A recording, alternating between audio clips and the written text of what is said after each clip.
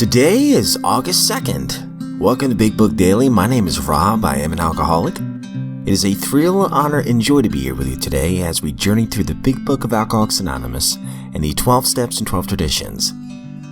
Today out of the Big Book, we are going to continue our journey through Chapter 2, There's a Solution, by reading page 23. Out of the 12 and 12, we're going to read a little bit more about Step 4 by reading page 50. And of course, today we're going to read the Daily Reflections in 24 hours a day. So with that, hope y'all are doing well today, my friends. We've been given a brand new set of 24 hours. And truly, it's up to us today who we decide to be. You know, we've been given a brand new set, brand new chance. It's always good to just start over for this set of 24 hours. So with that, let's go ahead and get to the good stuff.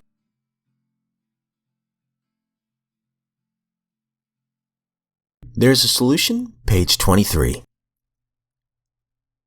These observations would be academic and pointless if our friend never took the first drink, thereby setting the terrible cycle in motion. Therefore, the main problem of the alcoholic centers in his mind rather than his body. If you ask him why he started on the last spender, the chances are he'd offer you any one of 100 alibis. Sometimes these excuses have certain plausibility, but none of them really make sense in the light of the havoc an alcoholic's drinking bout creates. They sound like philosophy of the man who, having a headache, beats himself on the head with a hammer so that he can't feel the ache. If you draw this fallacious reasoning to the attention of the alcoholic, he'll laugh it off or become irritated and refuse to talk. Once in a while, he may tell the truth, and the truth, strange to say, is usually that he has no more idea why he took that first drink than you have. Some drinkers have excuses with which they are satisfied part of the time, but in their hearts they really do not know why they do it. There's the obsession that somehow, someday, they will beat the game, but they often suspect they are down for the count. How true this is, few realize. In a vague way, their families and friends sense that these drinkers are abnormal, but everybody hopefully awaits the day when the sufferer will rouse himself from the lethargy and assert his power of will. The tragic truth is that if the man be a real alcoholic, that happy day may not arrive. He has lost control.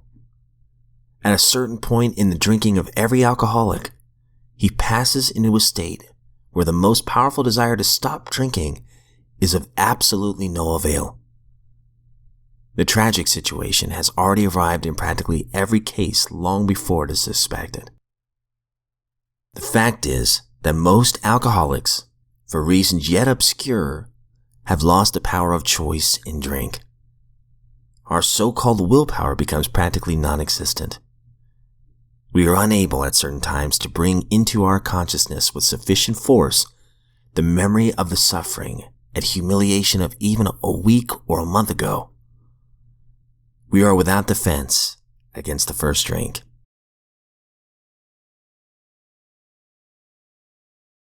Out of the 12 and 12 run, Step 4 made a searching and fearless moral inventory of ourselves.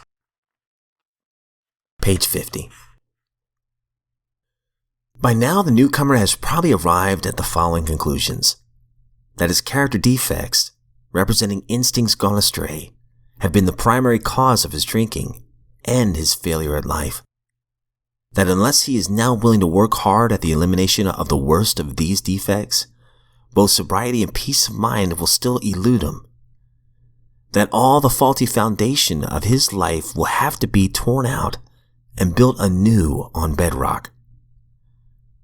Now willing to commence the search of his own defects, he'll ask, just how do I go about this? How do I take inventory of myself?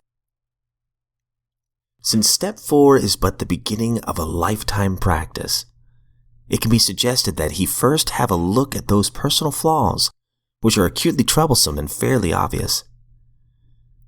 Using his best judgment of what has been right and what has been wrong, he might make a rough survey of his conduct with respect to his primary instincts for sex, security, and society. Looking back over his life, he can readily get underway by consideration of questions such as these. When and how and just what instances did my selfish pursuit of the sex relation damage other people and me? What people were hurt and how badly? Did I spoil my marriage and injure my children? Did I jeopardize my standing in the community? Just how did I react to these situations at the time? Did I burn with guilt that nothing could extinguish? Or did I insist that I was the pursued and not the pursuer, and thus absolve myself? How have I reacted to frustration in sexual matters? When denied, did I become vengeful or depressed? Did I take it out on other people? If there was rejection or coldness at home, did I use this as a reason for promiscuity? Daily Reflections, August 2nd. We become willing. At the moment, we are trying to put our lives in order, but this is not an end in itself. Alcoholics Anonymous, page 77. How easily I can become misdirected in approaching the 8th step. I wish to be free, somehow transformed by my 6th and 7th step work. Now, more than ever, I am vulnerable to my own self-interest and hidden agenda. I am careful to remember that self-satisfaction, which sometimes comes through the spoken forgiveness of those I've harmed, is not my true objective. I become willing to make amends, knowing that through this process, I am mended and made fit to move forward, to know and desire God's will from me.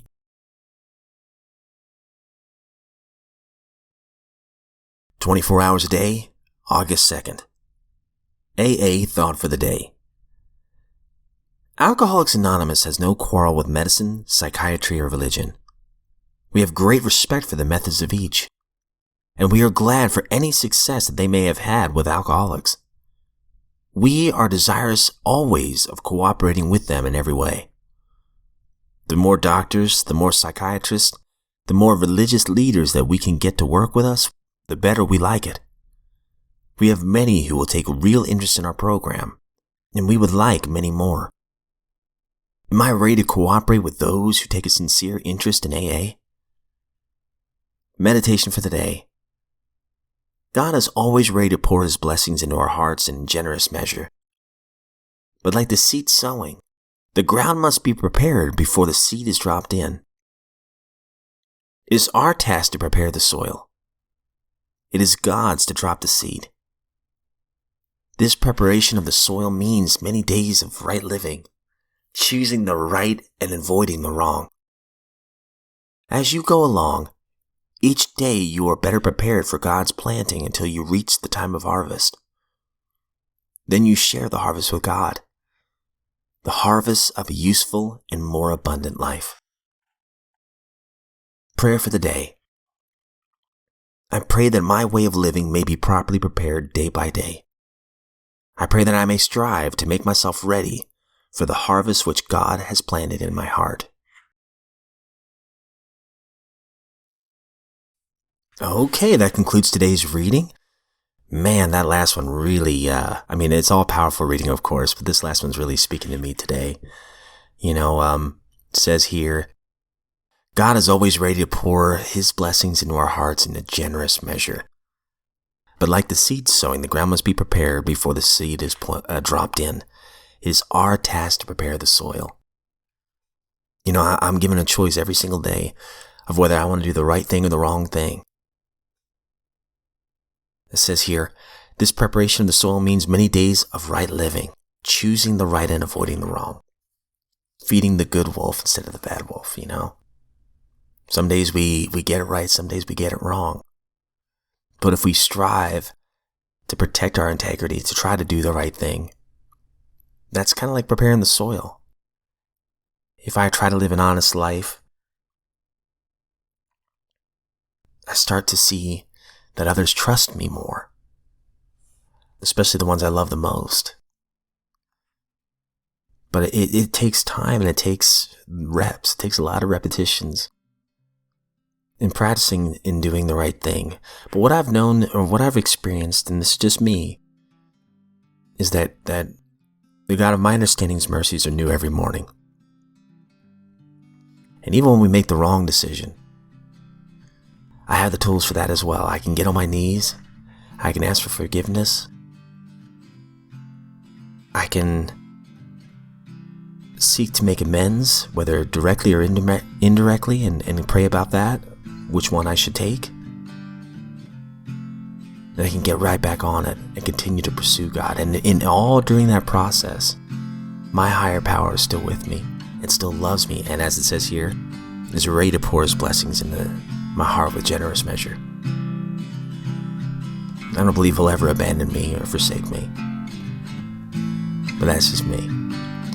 Hope you all have a great day, my friends. And if we're given another set of 24 hours, I sincerely look forward to seeing you right back here tomorrow.